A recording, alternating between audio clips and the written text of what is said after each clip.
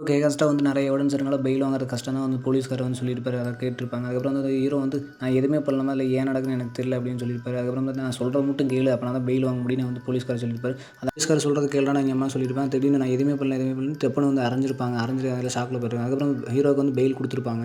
அரசியல்காரர் வீட்டுக்கு வந்து ஏன் எங்க அப்பா வந்து கொன்னேன்னு வந்து கேட்டுருப்பாரு. பகை இருந்ததா வந்து நான் கொல்லணும்லாம் நெனைக்க மாட்டேன் அப்படின்னு வந்து அவரு சொல்லிட்டு இருப்பாரு. அத வந்து யோசிச்சு பார்த்துட்டு இருப்பாரு. நான் மட்டும் தான் கொல்றேன்னு நெனைக்கிறேனா? உங்க அம்மா எங்க போனாங்க அப்படின்னு நெனச்சுப்பாரு. அவரு யோசிச்சு பார்க்குறாரு.